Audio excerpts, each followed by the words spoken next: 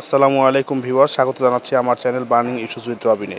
উত্তপ্ত হয়ে উঠছে বাংলাদেশ ভারত সীমান্ত। কয়েকদিন আগেই কয়েকজন বিএসএফ সদস্য বিডিআরের হাত পা ধরে বাংলাদেশ থেকে চলে গেছে। এরপরে আবার শুরু হয়েছে নতুন উত্তেজনায় দুইজন বাংলাদেশি এনামুল ও মাসুদকে বাংলাদেশ থেকে ধরে নিয়ে যায় ভারতীয় সীমান্তরক্ষী বাহিনী বিএসএফ। এর প্রতিশোধ হিসাবে বাংলাদেশের জনগণ ভারতে ঢুকে ভারতের দুইজন নাগরিককে ধরে নিয়ে আসে। তাদের নাম হচ্ছে অবিনাশ টুডো এবং ফিলিপ সরেন।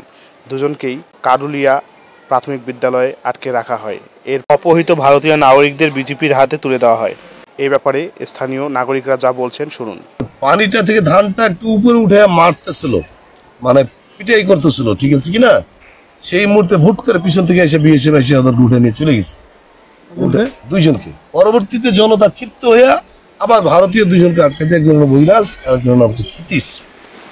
তাৎক্ষণিক আমরা বিজেপির এখানে যারা দায়িত্ব আছে তাদেরকে জানানো হয়েছে। বিএসএফ এখন বর্তমান আগের চেয়ে অনেক আগ্রাসী মনোভাব।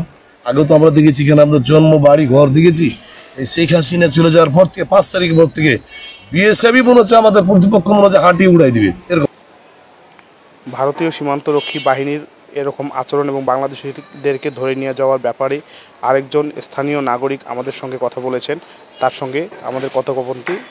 আমাদের এখানে হুট করে বিএসএফ ঢুকে যায় আমাদের গ্রামে, প্রায় আবাদ করতে যায়, ক্ষেতের মধ্যে আমাদেরকে ধরে নিয়ে যায়। বিএসএফ এসে আমাদের ছেলেগুলোকে দুজনকে ধরছে, বাকি গেলা পালা গেছে। আমরা খুব আতঙ্কে আছি এখন। আমরা ওই আমাদের লোকজনকে যেমন 2টা ধরেছে, ওদেরকে আমরা 2টা ধরে রাখছি।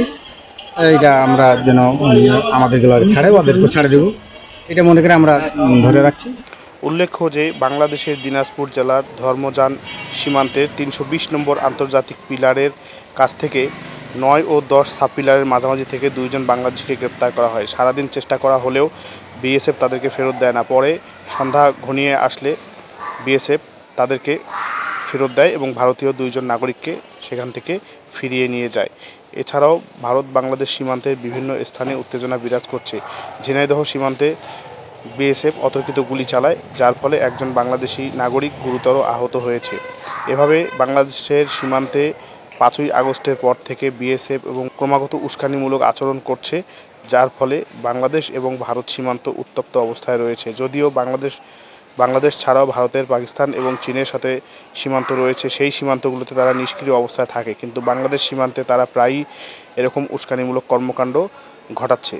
এ ব্যাপারে আপনাদের মতামত জানতে চাই, অবশ্যই মতামত জানাবেন এবং আমার চ্যানেলটিকে আপনারা লাইক এবং শেয়ার করে সবার মাঝে ছড়িয়ে দিবেন। পাশাপাশি আমার চ্যানেলটিকে আপনারা সাবস্ক্রাইব করবেন, যাতে এমন নতুন নতুন খবর আরও আপনাদের মাঝে পৌঁছে দিতে পারি। সবাই ভালো থাকবেন। আজ এখানেই শেষ করছি। আল্লাহ হাফেজ।